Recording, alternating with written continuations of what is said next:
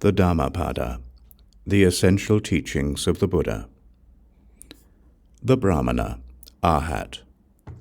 Stop the stream valiantly, drive away the desires, O Brahmana. When you have understood the destruction of all that was made, you will understand that which was not made.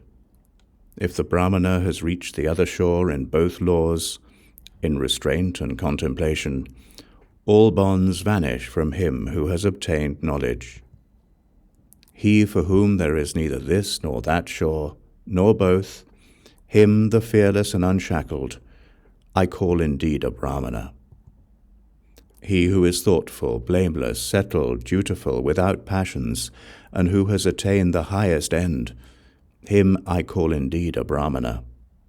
The sun is bright by day, the moon shines by night, the warrior is bright in his armor, the Brahmana is bright in his meditation, but Buddha, the awakened, is bright with splendor day and night. Because a man is rid of evil, therefore he is called Brahmana. Because he walks quietly, therefore he is called Samana. Because he has sent away his own impurities, therefore he is called Pravragita, Pabagita, a pilgrim. No one should attack a Brahmana, but no Brahmana, if attacked, should let himself fly at his aggressor. Woe to him who strikes a Brahmana, more woe to him who flies at his aggressor. It advantages a Brahmana not a little if he holds his mind back from the pleasures of life. When all wish to injure has vanished, pain will cease. Him I call indeed a Brahmana who does not offend by body, word, or thought, and is controlled on these 3 points. After a man has once understood the law as taught by the well-awakened Buddha, let him worship it carefully, as the Brahmana worships the sacrificial fire. A man does not become a Brahmana by his plaited hair, by his family, or by birth. In whom there is truth and righteousness, he is blessed, he is a Brahmana. What is the use of plaited hair, O fool? What of the raiment of goatskins? Within thee there is ravening, but the outside thou makest clean.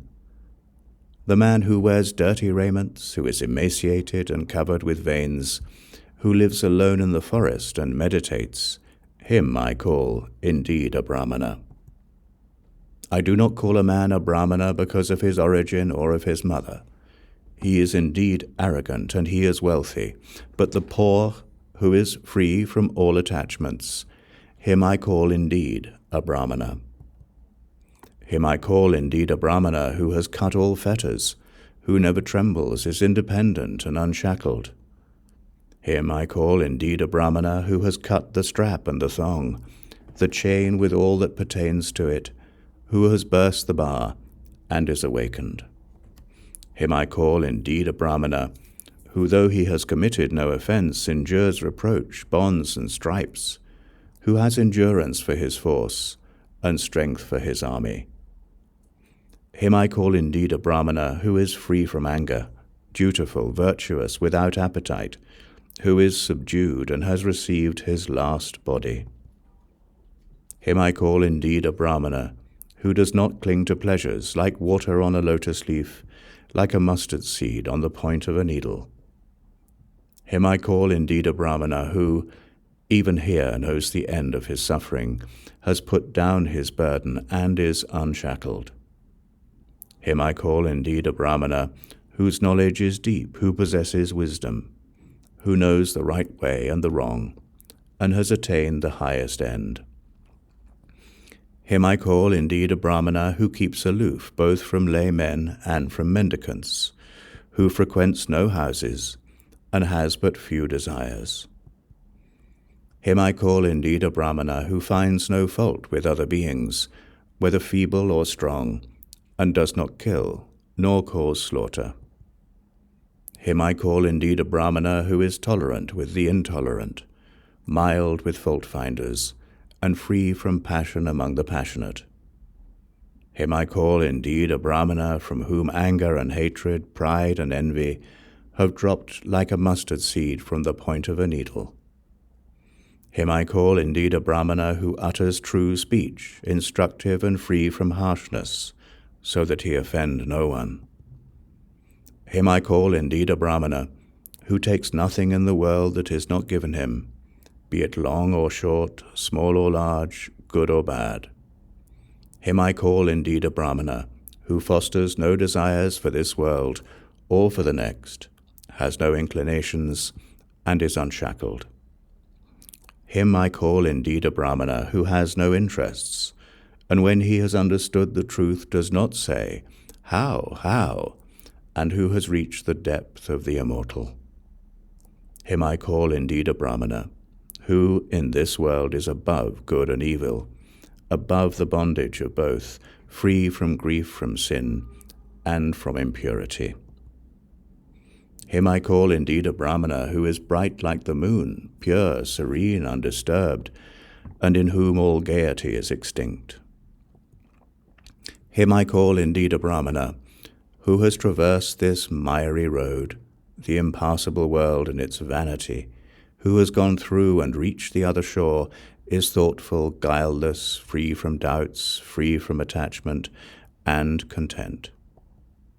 Him I call indeed a Brahmana who in this world, leaving all desires, travels about without a home, and in whom all concupiscence is extinct.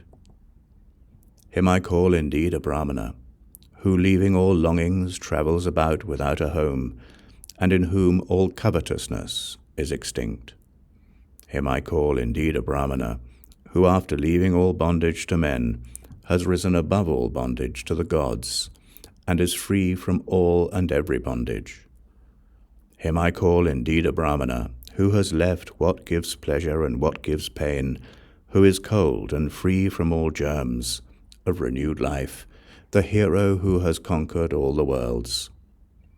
Him I call indeed a Brahmana who knows the destruction and the return of beings everywhere, who is free from bondage, welfaring, Sugata, and awakened, Buddha.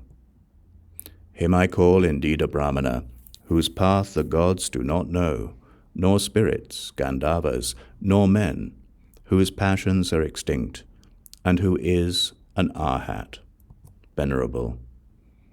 Him I call indeed a Brahmana who calls nothing his own, whether it be before, behind, or between, who is poor and free from the love of the world.